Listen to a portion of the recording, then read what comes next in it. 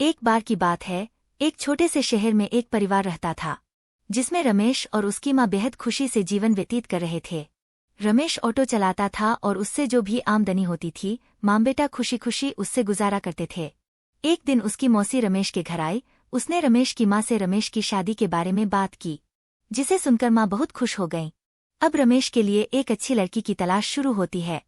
कुछ ही दिनों में रमेश की मौसी को रूपा नाम की एक लड़की मिली, जो देखने में बेहद खूबसूरत थी। रमेश को भी रूपा बहुत पसंद आई और दोनों ने शादी कर ली। शादी के बाद कुछ दिन बेहद खुशी से बीते, लेकिन रमेश और उसकी माँ को रूपा के बारे में यह नहीं पता था कि रूपा कितनी लालची लड़की है। रूपा ने शादी के कुछ दिनों बाद ही अपने रंग दिखाना शुरू कर दिया था। वह महीने में कई बार किटी पार्टी जैसे सोमराह में जाने लगी, जिसके लिए रूपा हर पार्टी में नए कपड़े और कीमती जेवर पहनती थी। जब रूपा के नए गहने और कपड़े खत्म हो जाते थे, तब रूपा अपने पति की कमाई से नए कपड़े और गहने खरीद लेती थी, जिससे रमेश के घर में झगड़ा शुरू हो गया था। कई बार ऐसा होता कि महीने का राशन लाने के लिए जो भी पैसे होते थे, उन पैसों से रूपा अपने लिए कपड़े और गहने खरीद लेती थी। एक दिन रमेश ने कहा, रूपा, अपने नए कपड़े और गहने खरीदने में इतना पैसा बर्बाद करने का क्या फायदा है? आपको सोचना चाहिए कि आपके पति की इतनी कमाई नहीं है कि आप एक महीने में 10 बार किटी पार्टी में जाने के लिए नए नए आभूषण खरीद कर खर्च कर सकें। यह सुनकर रूपा गुस्से से लाल हो गई और रमेश से कहने लगी, तुम हमेशा मुझसे कहते रहते हो, कभी भी तुम ज्यादा कमाने के बारे में नहीं सोचते। यदि तुम ज्यादा ऑटो रिक्शा चलाते तो ज्यादा कमाई होती और आज मैं आराम से नए नए कपड़े पहन सकती। यह कहकर रूपा अपनी सास के पास जाती है और कहती है, ओ माँ जी, जो गहने आपके पास हैं, मुझे दे दो, मैं इसे पहनकर पार्टी में जाऊंगी। रमेश की माँ ने पूरी बात सुनने के बाद कहा कि पुराने जमाने में सभी बहुएं अपने जेवर सास को देती थीं, लेकिन तुम मुझसे गहने मांग रही हो। रूपा ने कहा, तुम गहनों का क्या करोगी, मुझे दे दो।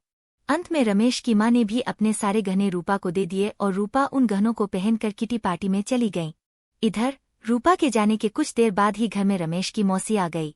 उसने रमेश की माँ से रूपा के बारे में पूछा तो माँ ने रूपा के बारे में सारी बातें बताईं। यह सुनकर मौसी ने रूपा को सबक सिखाने की सोची। रूपा की सास भी इस खेल में शामिल हो गईं। रमेश की चाची घर का सारा राशन और सामान अपने घर ले गईं और थोड़ी देर में अपने सारे गहने और नए कपड़े ले आईं। गहने और कपड़े लाकर उन चीजों को घर की अलमारी में और कुछ को रसोई में रख दिया और अपने घर जाने लगी। जाते समय रूपा की सास से कहा कि जब रूपा घर आएगी तो यह जेवर देखकर वह तुमसे कुछ पूछेगी, तुम उसका अच्छे से उत्तर देना। उसके कुछ ही समय बाद रूपा किटी पार्टी से घर आए और अपनी अलमारी में सभी नए गहने देखकर बहुत खुश हुई। लेकिन शाम को जब रूपा रसोई में खाना बनाने गई तो उन्हें फिर से राशन के डिब्बे में नए गहने मिले, जिसे पाके रूपा की खुशी का कोई ठिकाना नहीं था। लेकिन जब रूपा ने किचन में राशन की तलाश की तो उसे कुछ नहीं मिला, जिससे वह परेशान हो गई और अपनी सास के पास गई और पूछा कि माँ जी, किचन का राशन कहाँ गया? तब सास ने कहा कि बहू, आपको गहने और कपड़े सबसे ज्यादा पसंद हैं, इसलिए आज मैंने घर का सारा राशन और सामान बेचकर आपके लिए नए गहने और कपड़े खरीदे लाई हूँ। अब आप इसे पहन सकती हो और पार्टी में जा सकती हो। यह सुनकर रूपा ने कहा कि ठीक है, मगर खाने के बिना मैं गहनों और कपड़ों का क्या करूंगी? तो सास ने फिर जवाब दिया कि गब खाना खाने की क्या जरूरत, तुम्हें अपनी सबसे प्यारी चीज मिल गई है, तुम्हें इसमें खुशी होनी चाहिए।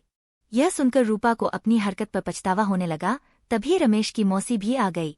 उन्होंने यह भी कहा कि यह सब मैंने आपको समझाने के लिए किया है कि केवल नए कपड़े और आभूषण जरूरी नहीं है, इसके अलावा दुनिया में भी बहुत कुछ होता है।